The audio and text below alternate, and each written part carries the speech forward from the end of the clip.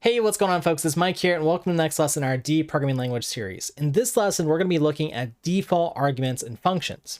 So what that means is we're able to specify a default value for our functions so that you don't always have to think about what a value is. Now, this can be useful to just give users a sort of default or the general what's going to be most correct in, say, 80% of the cases for them so they don't have to think about it. But it's also going to be a useful tool to know about if you want to extend an API or have long-lived code. So I'll talk about that towards the end, but let me go ahead and just show you this feature so you can see how this works.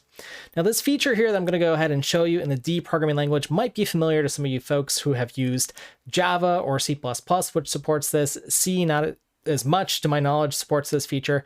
So let's just go ahead and look at this from the specification in the language reference. I'll go ahead and scroll down till I find functions here, or just search for it.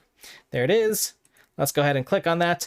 And what we're going to want to do here is look at our function parameter rules here. And I've got number 5 here, the default arguments here. So let me just highlight it here. I'll move this over to the side and click on this so we can have it next to our code window. But the basic idea of having default arguments is, well, it's highlighted in this example here. It's not too crazy or too complicated. It's just something that you have to know about and that it's a feature here. So you can provide some value here so that when you call a function, you don't have to specify the actual argument here. So let's go ahead and recreate this example and talk about it just a little bit. Now, let's just go ahead and give ourselves maybe another interesting example here. I'm just going to call it print array so we can practice some of our other things that we've learned here. Let's just make it an integer array here. And let's just go ahead and say the elements here that we want to print out here. So let's go ahead and say the size. Now, this would be a very C-like function. In fact, we don't need to do this because, again, arrays have length here. But again, just for purpose, let me go ahead and just show you how to do this here. So let's go ahead and write a traditional for style loop here. I'll use size t as a type here, or in D, we like to use maybe unsigned int would be fine. And this is going to be our index. We'll start from 0. While I is less than the size here, we'll go ahead and print off the number of elements. And I'm actually going to give this a better name here.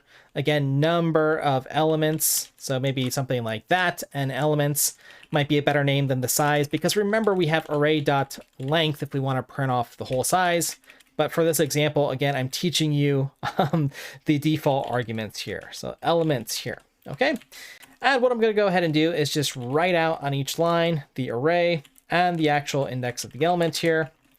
And let's just go ahead and create an array. And I'll use auto here, our array, my array. And let's just do something like this. 1, 2, 3, 4, 5, 6, something like that. And then I'll just go ahead and say print array, my array. And we'll want to specify the size here, my array.length. So something like that. Let's just go ahead and run this through with RDMD, our main file.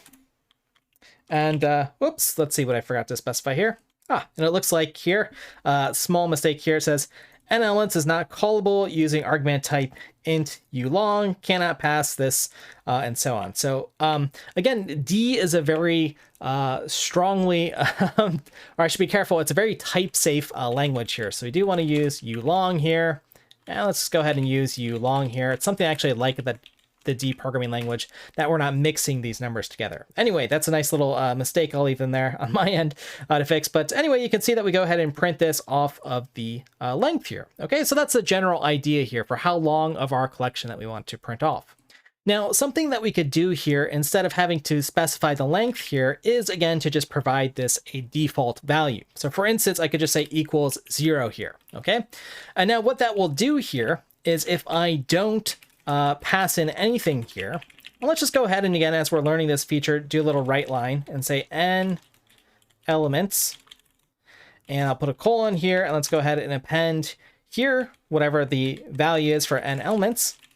It's just going to put in 0 here, so it shouldn't print off anything at all. Okay, so let's go ahead and just type this out here. And again, we're going to get a little bit of a error here. So I've got to cast this to a string. And this is good so that we can see how to do the different casts here. And because I'm doing a conversion here, I need to implement or import the conversion library, which I'll talk about later, casting in D. And now we can run this and again see that elements again is 0. That's the default value. We didn't pass anything in here. Okay, so it's not a very interesting function in general in this sense here.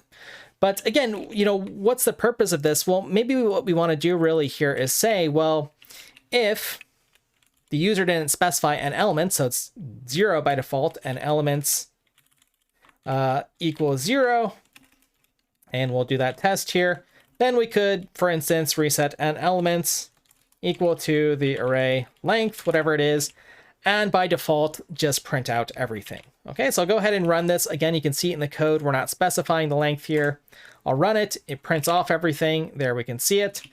But again, now we have a more generic print array function where we might just want to be able to specify, 3 and just print off half of that array here.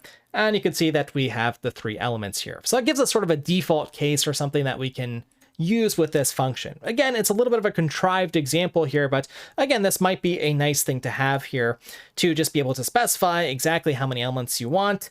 If they put 0, maybe that means everything by default.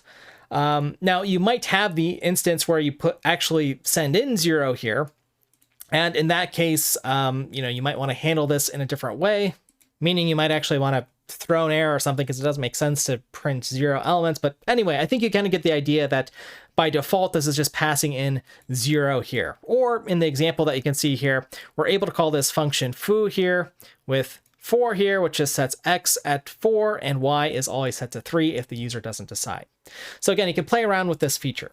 Now, where this is useful and where you're also going to see this type of syntax is when we also talk about function templates. So keep that in mind in the future video that you'll see in this series.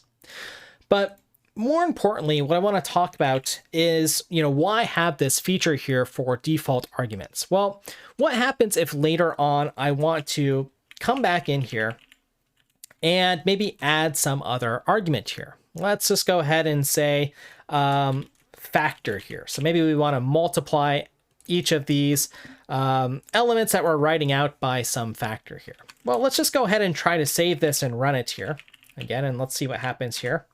Well, you're going to have an error first and foremost. So one thing to keep in mind is as soon as you set a default argument for one of the arguments here, which I've done here with equals 0, everything after is expecting a default. So again, if you're expanding your API, or if you're in a code base that has this print array function for 20 years and it's just always been around, you need to provide a default.